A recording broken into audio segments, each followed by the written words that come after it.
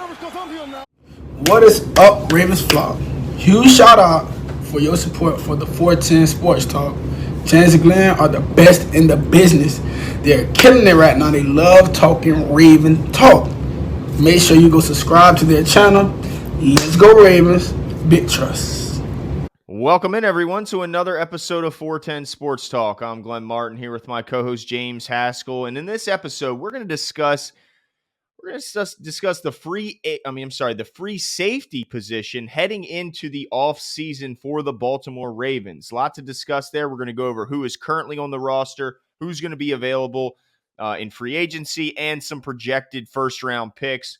But before we do, give us a like, hit the subscribe button, hit the notification bell, and we will keep you up to date on all your Ravens news. But Jimmy, get us started. Now, we're only talking free safety. So strong safety, we feel pretty good about it. Chuck Clark is going to be there, and he certainly showed out in the latter parts of the season and was a consistent force the entire year on defense. So let's talk who is currently on the roster at the free safety position. Yeah, it's a great distinction, Glenn. I think it's important because, like you said, we're not omitting Chuck Clark. We're not including him in this conversation. Just want to reiterate that. So as far as the Ravens at the free safety position, there's three guys that will already, that we can bring up as far as at this point on the team next year. Mm-hmm. All this could change, but Brandon Stephens, certainly we feel good about being on the team next year. Darius Washington, maybe not. Maybe so. And then Anthony Levine, who is in this conversation based on his position on paper, but we don't really see him as a contributor in secondary. So suffice it to say, not the deepest group we've ever had, and not the most experienced or explosive or playmaking group we've ever had. Yeah. So really, like you said, we're here to talk about the status of the position, and then also how, if we need to address this, how we're going to address this. So it's going to be really interesting, this conversation here, Glenn. But first of all, how do you feel about the guys that we have of the three that I just named? Like, how do you feel about the position group right now? Yeah, well, like you mentioned, Anthony Levine to me doesn't move the needle on the defensive side of the ball. I love what he does from a leadership perspective and what he does on special teams, but I don't feel good at all about seeing him lined up on the defensive side, and I wouldn't be surprised if he's no longer on the team when next season starts. And then our Darius Washington, kind of incomplete with him. I mean, he's an undersized safety. He was an undrafted rookie last year, and a bit of a wait and see for him. I still think he has to kind of cut his teeth on the special teams side of things and then work his way into some more meaningful defensive snaps as he earns the trust of his coaches and teammates. But the guy you mentioned first is Brandon Stephens, and I was extremely impressed with Brandon Stephens this year. I think fans have to remember that he played running back 3 years ago before transferring and deciding to take his talents to was it SMU? I believe it was. Yep, you got it. To play in the secondary, and so he didn't even play safety; he played corner. Yeah, and so in just really 2 seasons, this guy has now played 11. He started 11 games for this Ravens defense, and you wouldn't have known by looking at him that he has just one full season as a defensive player under his belt. I mean, I loved what I saw from him. I mean, the guy was fearless. He was instinctual. He had a nose for the football, and did he make mistakes? Of course he did. I mean, like I mentioned, he's new to defensive side of the football, and he's a rookie. So he did make his fair share of mistakes, but the Ravens leaned on him when Deshaun Elliott went out. And in my opinion, being the fourth leading tackler on this team and a huge gap between him and the fifth guy, I couldn't be more impressed with the strides that Brandon Stephens made. And I'm excited to see the leap he makes going into his sophomore season. Yeah, I'm with you 100% on that one, Glenn. I have to say that it was fun to watch his progression. I think myself included, a lot of people were hard on him at the beginning, even while realizing what you said is true. Sometimes it's difficult just to watch your guys underperform, no matter what the circumstances are. But he made some great strides, and so I'm with you there. I feel good about him. The other two, like you said, not too much to talk about. Our Darius is kind of a wait and see. Anthony Levine, not really a free safety, even though he's listed as such. But this is the thing I'll say about Brandon Stephens before we kind of talk about what they could do to address the position. is I think that one of the things that's important just at the very end of the season we saw him doing, and I think what everyone will be talking about this offseason is the playmaking ability at free safety that we're looking for, right? Yeah. We've been spoiled here because everyone still and will forever in perpetuity talk about the one and only Ed Reid, which don't get your hopes up, guys, because Yeah. Ed Reid is who he is because he does what he Original. did. Right, exactly. But that being said, it would be nice to get some more playmaking ability, ball hawk type guy back there. Brandon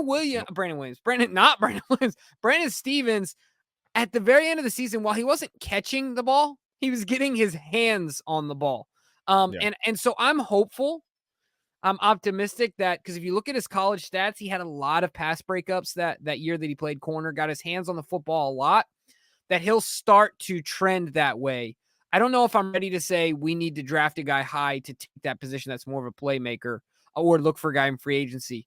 But if we do, are there some guys out there, Glenn, that you think would be worth at least taking a look at? Well, there certainly are. And the first name on the list is a familiar face, and it's, of course, Deshaun Elliott, the Joker, who had one season here in Baltimore where he was able to show he could stay healthy and fulfill an entire season slate of games. But then the injury bug came back to bite him once again this season. So, man, I'm so torn on Joker because I love the guy when he's on the field. I love the passion he plays with, the aggressiveness that he plays with, and we saw him show a little bit of that playmaking ability that we really fell in love with back in his college days in Texas. On that fantastic interception he had, where he just pretty much took it away from the guy. Yeah. So, man, I'm so torn on him because at the same time, do I really want to invest more money in a guy who's got injury issues and then risk having him and his cap hit sitting on the training table? So, Yeah, I think the Ravens are done with that. yeah, I mean, they got a lot of money invested in Ronnie Stanley, for instance, who, it's just got to kill them seeing that cap number sitting on the sidelines as the offensive line. So I don't think they want to repeat that on the defensive side of the ball in the secondary. So my gut tells me they don't re-sign and they don't bring back Deshaun Elliott, as disappointing as that might be to some fans. Yeah, I agree with you there, and I think he'll get good money somewhere else. I think somebody, will find value in him, and I think he's a valuable player to have. Unfortunately, I think with the emergence of Brandon Stevens and then the injury bug, it won't be here in Baltimore. But there are some other names out there, Glenn, that I just kindly want to run. I want to quickly run down. So you got Marcus May, you got Devin McCourty. He's, getting up there in age, a little long in the tooth. Marcus Williams, Anthony Harris, Justin Reid, Jordan Whitehead, Xavier Woods. But the one I want to talk about here for a second is Tyron Matthew. People have been putting up photoshopped images of him in Baltimore Ravens regalia, and a lot of people have linked him to the Ravens. And this isn't the first time. I think that, it looked like there was a chance he would come here, and then we ended up signing Earl Thomas, if I'm not mistaken, back in the day, which seems like light years ago. But it was really just not 3 too years. long ago. Yeah, exactly. So I'm just going to say it. I don't want him. Not that I don't like him as a football player, but I think we'll end up overpaying based on his age. I think that we'll overpay for a guy that's past his prime. And I just don't want us to make that mistake. I don't think he is who he once was. While he would be maybe an upgrade in the playmaking position, department, I think there's other things that we can do if we feel the need to address that position other than overpaying a guy who's had serious injuries in the past, who is relatively old in football terms. Wow. Okay. Well, it's tough because he did have some injury issues in the early part of his career, but in the last 5 years, he's missed one game. But they're still there, and there were serious injuries. They were at the very earliest 6 years ago. So he's got a 5-year, slate, a clean slate of not being injured. So, it depends on really what you look at there, but 5 years straight is a pretty good sample size of not missing games. I think the only game he did miss was due to a COVID. Right. So really had a clean slate for 5 consecutive seasons. And you mentioned it.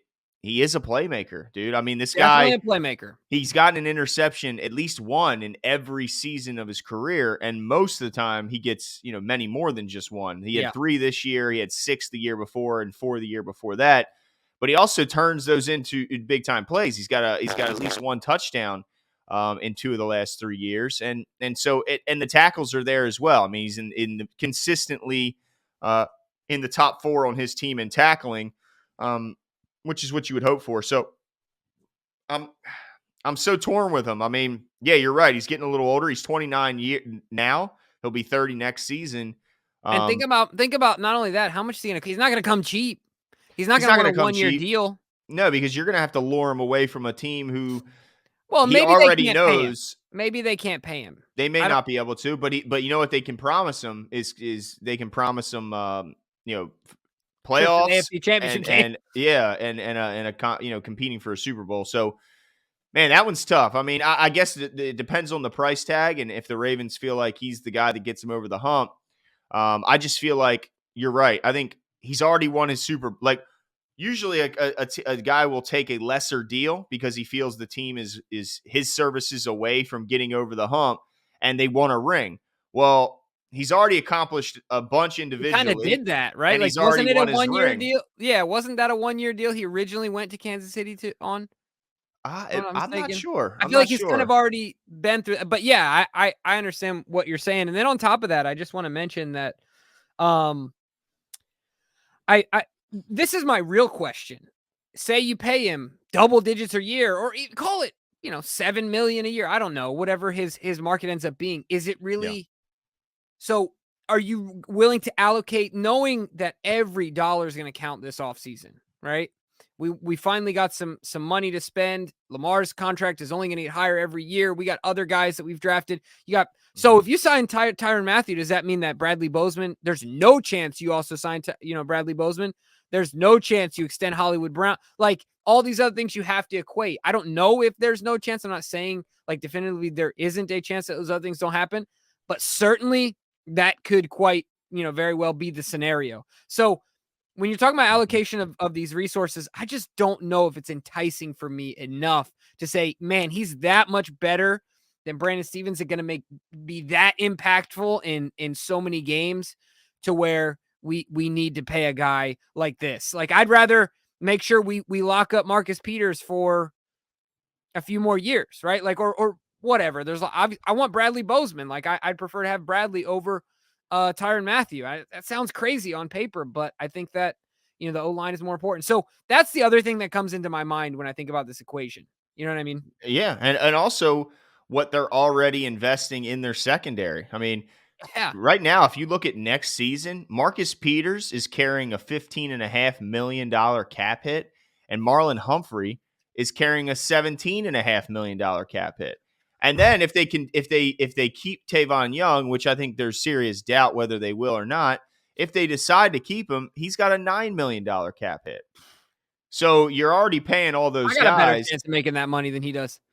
Exactly. And if I tell you what, even if you cut Tavon, you're paying him 3.3 to not play for you, because that's how much his dead money is. So, and then you add into that Chuck Clark is almost at $5 million. I just don't see how I mean, look, the Ravens do and have admitted that they value the secondary and coverage over anything else on the defensive side of the ball. And they've shown that in how they pay their players. But man, that would be certainly another step in the commitment level to the secondary that I don't think they're willing to go that far. Yeah, it's going to be really. Oh, go ahead. Let me ask you this, Jimbo. In the early rounds, maybe not first round, but in the early rounds, the projected guys right now it's not a huge list. It's Kyle Hamilton, Jaquan Brisker, Daxton Hill, Jordan Battle, Lewis Sign or Scene. I'm not really sure. Again, we're going to get much more in depth into this in the coming months. And then Verone McKinley III. What's your thoughts on the Ravens committing a top end of the draft pick on that free safety position? Or do you think because you mentioned not a lot of playmaking so far from Brandon Stevens, do you think they saw enough to say, you know what, even if we can't bring in one of these high-priced free agents, we feel good enough about Brandon Stevens to not spend a first or second round draft pick on the position. Yeah, I think that's their stance. I don't think they feel pressure to get a high round safety. And simply for those reasons, one, I think that they've endeared themselves to Brandon Stevens because these are prideful guys. They discovered Brandon Stevens. We thought he was a running back that played for UCLA. No idea who he was. He wasn't even in the draft the drafting site that we use, right? He was listed as a running back On any of the sites we used. Right. So they discovered him and they're developing him, and just like Patrick Ricard, and they love Pat. I think it's going to be a similar thing there. So yeah, I think that they want nothing more than this kid to succeed, if not only for him to play well enough to win games, but also for it to be another feather in their cap, right? And to say, look what we did with Brandon Stevens, right? So I don't think they're in a rush to go after a high round safety, especially, look, just with our corners back next year. And I know they're different positions, but the secondary as a whole, if you're talking about playmaking, just with our corners back next year, just with Marcus Peters back, our playmaking, our ability to turn the ball over is going to increase greatly. Yep. Like let's have a bit of patience to see what the combination looks like between Chuck and Stevens and two healthy corners back there that we were paying good money for. And also the infectious personality and play style that is Marcus Peters. Yeah. Not only are you adding his playmaking ability, but I don't care what anyone says, he ups the level of playmaking throughout the entire secondary by being that coach on the field and by bringing that swagger and instilling confidence in the group.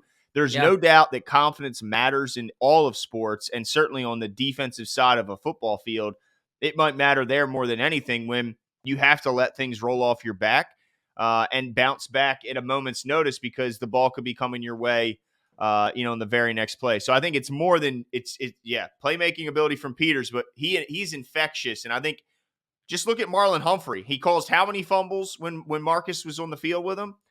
I get right? that.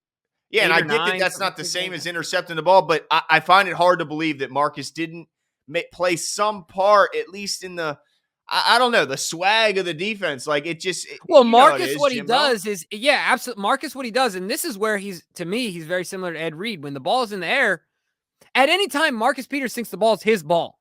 Yeah. He's a defender, but it's his football. And that is infectious. Like sometimes it's a psychological thing saying, oh, I play defense. I don't touch the football. No. You play defense. You take away the football. Like that's right. It's a mental shift, right? Like my job is to go get my football back. Right. So like maybe we see that rub off on Brandon Stevens and we start seeing some more playmaking ability, kind of like we saw from Chuck Clark. I mean, Chuck Clark got encyclopedias for hands, but yet in that second to last game, in game 16, the guy made two phenomenal interceptions. With Marcus Peters on the bench. Calling out plays. Right. Everyone was talking it up, saying how Marcus Peters was in their ear. What happens? Chuck turns into Marcus Peters for two plays, right? Like just works that way. So I don't think they're in a rush to get a top round guy. But with that, I mean, I do, but then I look and I say we were the 32nd ranked pass defense. So something's got to get better, or are you just telling me that one guy's knee and the other guy's pec? Yeah, I guess you're right. Like that's what's got to get better. I don't know. I mean, that's where I'm at with the safety. I'm not panicking. Now, I might be in that club of optimistic Ravens fans, but that's all right. If Eric DeCosta sees the next Ed Reed in the college ranks, you better take him. I'm going to be mad if you don't. Fine. Yeah, exactly. So not desperate, but if you fall in love with one, hey, Eric, we're not set there. I guess. Yeah, Eric, just know if you take one in the first round, we're taking nothing less but the next Ed Reed. Glenn said it here. Yeah, no pressure. No pressure. But let us know what you guys think. I mean, are you guys happy with what you saw from Brandon Stevens? Are you hoping the Ravens do go out and re-sign Deshaun Elliott, or go out and bring in a Tyron Matthew, a Quandre Diggs, one of these other high-priced free agents? Or are you hoping that they address that position in the draft? And if so, do you hope they address it with early picks or some late-round gems, kind of in similar fashion of what they found with Brandon Stevens? Let us know all that in the comments below, and we will talk soon.